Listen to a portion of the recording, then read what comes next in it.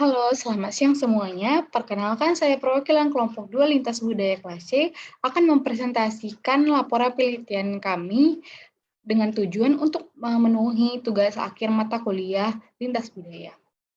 Nah, selanjutnya lanjut ke perkenalan anggota kelompok.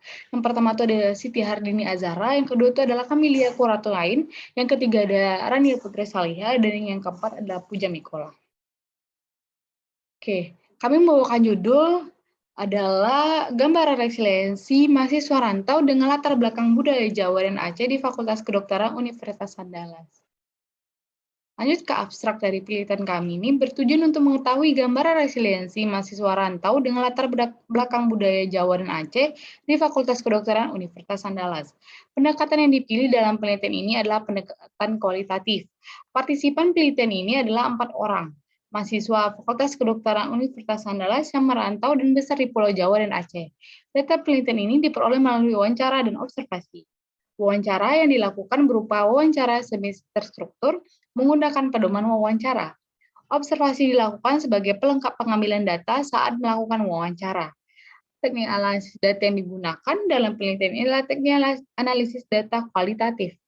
Hasil penelitian menunjukkan tidak terlihat perbedaan yang mencolok antara permasalahan, solusi pemecahan masalah yang dimiliki, serta kemampuan bangkit kembali yang dimiliki oleh mahasiswa Fakultas Kedokteran Universitas Andalas yang berasal dari Jawa dan Aceh. Perbedaan yang paling terlihat di antara mahasiswa dari Jawa dan Aceh berada pada hal-hal positif yang dapat mereka ambil sebagai mahasiswa rantau. Nah, lanjut ke pendahuluan, masa studi di perguruan tinggi merupakan tahap proses pembelajaran yang lebih menjurus dan mendalam tentang bidang tertentu. Individu yang menempuh pendidikan ini diharapkan dapat menjadi calon-calon intelektual yang memiliki keahlian dalam bidang studi yang dipelajari. Hal ini mengakibatkan beberapa individu mencari ilmu akan studinya hingga keluar daerah tempat individu berasal. Hal ini mengakibatkan perubahan hubungan sosial, ekonomi, serta lingkungan tempat tinggal. Biasanya, mahasiswa yang meninggalkan daerah asalnya demi menempuh pendidikan di perguruan tinggi disebut mahasiswa rantau. Mahasiswa rantau merupakan individu yang menetap pada suatu wilayah lain buat menuntut ilmu pada perguruan tinggi dan mempersiapkan diri pada pencapaian keahlian ke jenjang perguruan tinggi selanjutnya. Menurut Harlow, mahasiswa rantau mengalami pengalaman berbeda dengan mahasiswa yang tidak merantau, mulai dari ketidakadanya kehadiran orang tua secara langsung, latar belakang budaya yang berbeda, serta adanya strategi belajar hidup mandiri. Nah, mahasiswa rantau mempunyai kendala yang lebih sulit dibandingkan mahasiswa yang bukan perantauan. Nah, hal ini juga bersinggungan dengan resiliensi, yang mana resiliensi itu adalah cara-cara orang untuk menyelesaikan masalah atau strategi-strategi individu untuk menyelesaikan masalah. Nah, hal ini mengapa kita mengambilnya tema adanya apa hubungan resiliensi dengan budaya? Karena di bagian pendahuluan pun dijelaskan bahwa adanya pengaruh budaya dalam resiliensi, tapi apakah di penelitian ini terdapat perbedaan atau pengaruh budaya dalam tingkat resiliensi mahasiswa rantau? Kita lanjut ke metode selanjutnya. Nah, dalam penelitian ini kita menggunakan pendekatan kualitatif, yang mana pendekatan ini dapat menggambarkan secara lebih jelas tentang penelitian seperti perilaku, persepsi, atau motivasi diri dan tindakan dilakukan oleh seseorang dalam bentuk kata-kata yang diolah secara ilmiah. Nah, selanjutnya informan yang ada dalam penelitian ini itu berasal dari Fakultas Kedokteran Universitas Andalas yang merantau dan besar di Pulau Jawa dan Aceh. Data penelitian diperoleh melalui wawancara dan observasi. Wawancara dilakukan berupa wawancara semi terstruktur menggunakan pedoman wawancara, yaitu membuat catatan dengan tujuan-tujuan pokok yang akan ditanyakan sesuai dengan tujuan penelitian. Nah, observasi dilakukan sebagai pelengkap pengambilan data saat melakukan wawancara. Teknik analisis yang digunakan dalam penelitian ini adalah teknik analisis data kualitatif. Nah, untuk prosedur pengambilan data yang dilakukan itu adalah menyiapkan proposal dan pedoman wawancara. Setelah itu, peneliti mencari informan yang memiliki karakteristik yang sesuai dengan yang diterapkan oleh peneliti sebelumnya. Lalu setelah menemukan informan, peneliti meminta kesediaan informan untuk diwawancarai. Setelah informan menyatakan kesediaannya, peneliti memberikan inform konsen yang ditandatangani oleh informan dan melakukan wawancara. Oke, lanjut kita ke hasil. Di sini di penelitian ini ada 4 subjek, itu berdasarkan dari anggota kelompok. Yang pertama itu adalah subjek SA. Nah, pada aspek pertama yang pertama itu ada regulasi emosi. Subjek SA ternyata tetap tenang saat mengalami masalah keuangan dan mengolahnya lebih ketat lagi. Nah, meskipun awalnya dia merasa sedih karena ceroboh dalam mengatur keuangan, subjek SA mengolah emosinya sendiri dengan memendamnya. Kemudian untuk aspek kedua itu adalah pengendalian impuls. Saat merasa tertekan, subjek SA mampu mengendalikan emosi dan perilakunya dengan memendam emosinya tadi, sesuai dengan subjek pertama tadi. Nah, untuk aspek ketiga, analisis penyebab masalah, subjek SA dapat mengidentifikasi penyebab permasalahannya. Bahkan ia tidak merasa ada masalah yang begitu berat selama ia merantau ke Padang. Lalu untuk aspek keempat, efikasi diri, subjek SA terlihat berinisiatif untuk menyelesaikan masalah yang ia hadapi. Ia menggunakan beberapa strategi untuk masalah atau hambatan yang ia hadapi. Untuk aspek 5 optimis, subjek SA terlihat optimis mampu mengatasi kesulitan. Subjek SA juga mencari bantuan teman untuk menghadapi masalah walau hanya berupa tempat cerita, atau hal-hal lain yang membantunya merasa lebih baik. Selanjutnya untuk aspek terakhir yaitu aspek keenam yaitu empati.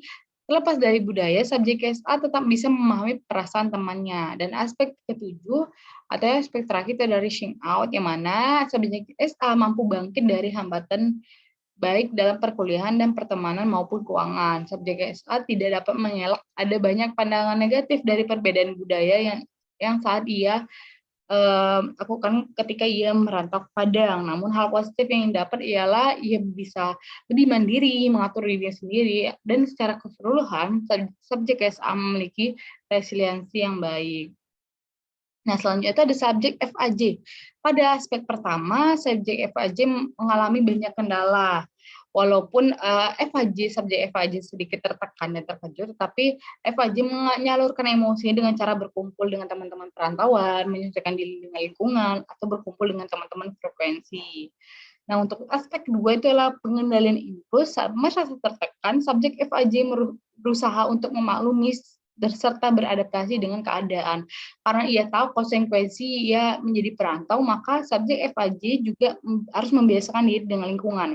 Untuk aspek ketiga, subjek FAJ mengalami kesulitan di masa kuliah. Nah, hal ini diakibatkan adanya perbedaan budaya yang dulu sempat tinggal asal subjek FAJ dengan sekarang wilayah perantauan subjek FAJ. Nah, yang keempat itu adalah efikasi diri. Nah, di mana subjek FAJ terlihat dapat membuat solusi dari masalah yang ia hadapi. Yang contoh itu tadi ketika ia misalnya kangen sama keluarganya, ia melakukan video call bersama keluarganya. Nah, seperti itu. Nah, untuk aspek 5 itu optimis, yang mana subjek FAJ selalu berpikir untuk mencari solusi terbaik untuk menyelesaikan masalahnya. Yang keenam itu adalah empati, yang mana subjek FAJ merasakan empatinya itu lebih berkembang dikarenakan ia melihat atau menilai dirinya kesusahan dan dia menilai diri yang temannya sesama perantauan juga kesusahan. Jadi hal inilah menyebabkan empati FAJ merasa berkembang. Yang terakhir itu adalah reaching out, yang mana untuk membangkitkan diri FAJ sendiri sampai saat ini ialah keyakinan dalam diri FAJ dan kegiatan-kegiatan yang dilakukan FAJ untuk menghindari atau menyelesaikan masalahnya. Nah, secara keseluruhan FAJ memiliki resiliensi yang baik karena dari 7 aspek tersebut FAJ dapat memenuhi semua aspek resiliensi. Nah, selanjutnya itu adalah subjek RM. Nah, pada aspek pertama, regulasi emosi, subjek RM awalnya mengalami kendala dalam selera makan, penyusunan bahasa, dan mengatur keuangan, dan penyusunan budaya.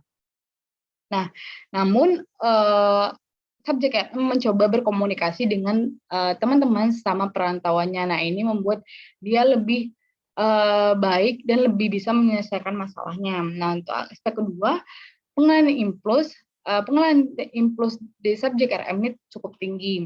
yang mana ketika ada masalah, RM mencoba mencari berbagai solusi agar kendala atau misalnya masalah yang dihadapinya berkurang. Nah, untuk aspek ketiga, analisis penyebab masalah. Subjek RM dapat mengendalikan kendala-kendala yang dialaminya dengan baik. Hal ini dilakukannya dengan lebih banyak berkomunikasi pada teman-teman yang asalnya daerah Sumatera Barat atau asalnya daerah perantauan. Bahkan subjek RM juga tidak pernah terlibat konflik manapun dengan teman-teman di daerahnya, di daerah perantauannya atau karena berbeda budaya. Nah, untuk aspek keempat, efikasi diri. Subjek RM berhasil mengatasi kendala-kendala yang dialaminya. Hal ini diungkapkan oleh subjek RM karena ia selalu berpikir bahwa kendala yang dialaminya dapat diatasinya dengan baik.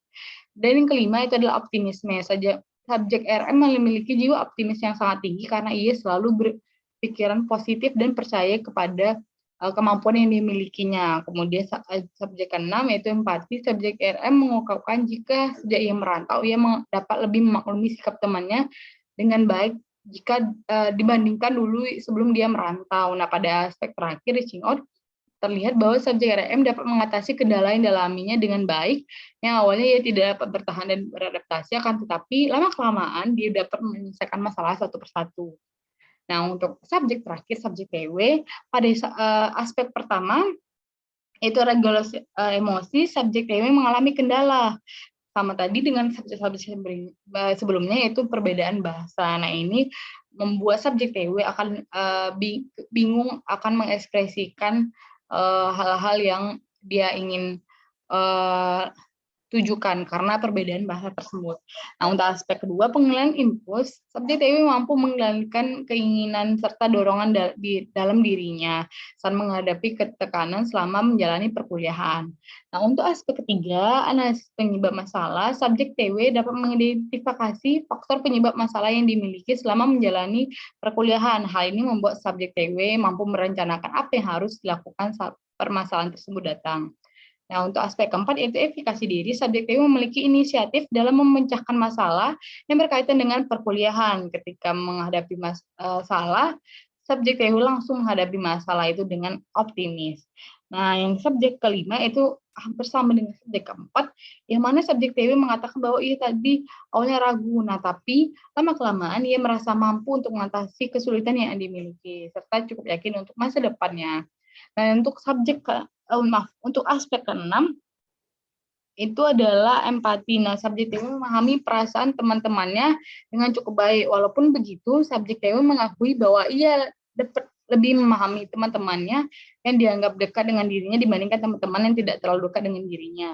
Yang terakhir adalah aspek reaching out, yang mana subjek TW ini mampu bangkit kembali dari hambatannya dan meraih aspek positif dalam kehidupannya. Akan tetapi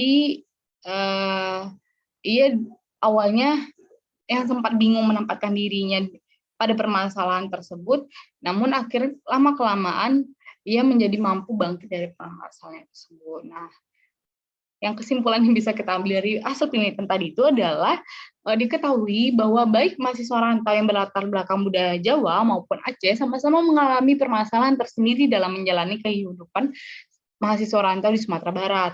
Permasalahan yang mereka yang miliki diantaranya adalah perbedaan yang sangat terlihat dari segi bahasa, cara komunikasi, makanan, serta nilai budaya yang dimiliki antara Minang dengan budaya mereka masing-masing, Jawa atau Aceh. Hal ini juga sesuai dengan hasil penelitian yang dilakukan oleh Kumari, Putri, dan Harkina 2021 yang menemukan bahwa kurangnya kemampuan dalam mengatur keuangan dan mengatur waktu merupakan salah satu permasalahan umum yang dialami oleh mahasiswa rantau.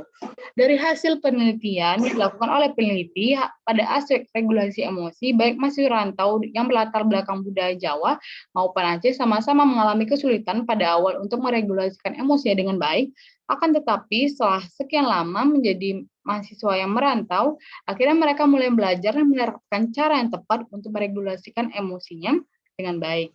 Regulasi emosi yang baik ini juga mempengaruhi bagaimana cara mereka menghadapi kehidupan sehari-hari sebagai mahasiswa yang merantau dan menghadapi berbagai perbedaan budaya yang ada. Pada aspek penilaian impuls, mahasiswa rantau yang berlatar belakang budaya Jawa maupun Aceh juga sama-sama mengalami kesulitan di awal dan mampu untuk mengatur impulsivitas yang ada pada dirinya. Menurut Salim dan Fakhrozi 2020, Mahasiswa harus memiliki resiliensi yang baik, sehingga mereka dapat menumbuhkan rasa percaya diri dalam menghadapi permasalahan yang dihadapi sebagai mahasiswa. Nah, mungkin sekian dari presentasi kelompok 2 lintas budaya, dan ini adalah referensi atau citasi atau dasar pustaka dari penelitian saat ini. Oke, terima kasih semuanya, saya akhiri, terima kasih.